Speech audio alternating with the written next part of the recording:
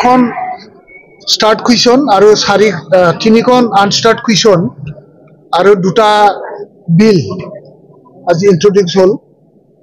আজি যেটো আমাৰ 8টা যেটো কুৱেশ্যন আছিল, ইয়াৰ ভিতৰত আছিলে আমাৰ বৰ্তমানৰ যেটো বিটিআৰৰ যেটো ডেভেলপমেন্ট, এডুকেশন ডেভেলপমেন্ট বা বিভিন্ন অনুষ্ঠান প্ৰতিষ্ঠান বনোৱাৰ ওপৰত এটা প্ৰশ্ন আছিল। এইটো যেটো দেখা গল আজি বিটিসিৰ সিএম প্ৰমোদ বড়ো ডাঙৰীয়াই আজি হাউসত নিজেই মানে ক'ব লগা হল যে আমাৰ এই খুব কম সময়ৰ ভিতৰত বিটিআৰ চুক্তিৰ সকলো দফাবোৰ ৰূপায়ণ কৰাটো সম্ভৱ নহয়। হয়, আমি স্বীকাৰ কৰিছো যে সকলোখিনি বা অল ৰাউণ্ড ইমপ্লিমেন্টেশন হোৱা নাই, আজি তেওঁ স্বীকাৰ কৰিব লগা হল। আৰু আমি আজি খুব খুশি হলো যে বৰ্তমানলৈকে তেওঁলোকে যেটো মানে প্ৰজেক্ট প্ৰপোজাল এপ্ৰুভেল হল আজিও এপ্ৰুভেল হোৱাতেই আছে। আজি মাত্ৰ 3টা মানে পেকেজৰ টেন্ডাৰৰ প্ৰসেছত আগবাঢ়িছে বুলি আজি লিখিতভাৱে তেওঁলোকে আমাক লিখি দিলে, উত্তৰ দিলে। বাকিখিনি এপ্ৰুভ হোৱাৰ অপেক্ষাত আৰু বাকি মানে ইন প্ৰিন্সিপল এগ্ৰি তেনেকুৱা ডেভেলপমেন্টাল পেকেজৰ তেওঁলোকে আমাক আজি অৱগত কৰিছে, খুব সীমিত স্কিমৰ। কিন্তু যিবোৰ আমাৰ ইউনিভাৰ্চিটিৰ কথা, ৰেলৱে কোচ ফেক্টৰীৰ কথা, NITৰ কথা, নৱোদয়া স্কুল বনোৱাৰ কথা, বিভিন্ন স্পৰ্টছ ইউনিভাৰ্চিটিৰ কথা, এইবিলাক কথাটো আজিৰ দিনত ইমপ্লিমেন্ট হোৱা এটাও তেওঁলোকে লিখিতভাৱে আমাক দিব নোৱাৰিলে। আৰু তেওঁলোকে এইবিলাক মানে হবহে আমি প্ৰপোজাল পঠাইছো, প্ৰপোজালতেই আজি সীমাবদ্ধ হৈ থকাটো আজিৰ সেশনৰ জৰিয়তে তেখেতসকলৰ পৰা আমি আদায় কৰিব পাৰিলো। আৰু যেটো মাল্টিআৰ্টছৰ বিষয়ে আমি এক্স গ্ৰেচিয়াৰ কথাটো আমি উল্লেখ কৰিছিলো, এই উল্লেখৰ ক্ষেত্ৰত তেওঁলোকে ক'লে যে আমাৰ ইতিমধ্যে যোৱা বছৰৰ যেটো বাজেট আছিলে ইয়াৰ 25 কোটি টকা এইটো অলৰেডি দিয়া হল। বৰ্তমান 10 কোটি টকা এতিয়াও মানে লিষ্টখন ফাইনাল হোৱা নাই, প্ৰিপাৰেচনৰ মানে অৱস্থাত আছে। এইটো এপ্ৰুভেল পোৱাৰ পিছতে আমি দিব পাৰিম তেনেকুৱা হল। যেটো স্পিকাৰৰ সন্মুখতেই কমিটমেন্ট দিয়া আমাৰ প্ৰমোদ বড়ো ডাঙৰীয়া আজিও এটা কমিটমেন্ট দিছিল যে তথ্যবিলাক আমি আপোনালোকক দিম।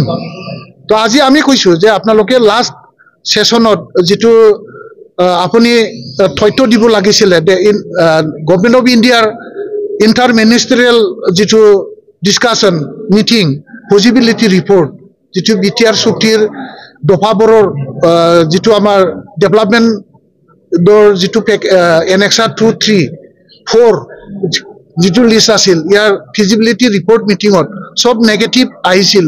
এইটো পজিটিভ সব হৈ গল বুলি আপুনি যে আমাক কৈছিলে ইয়াৰ তথ্য আমি দিম বুলি কৈছিল, ক'ত আপুনি কিয় দিব পৰা নাই? আজি টেবিলত আমি বিচাৰিলো, আজিও নাপালো।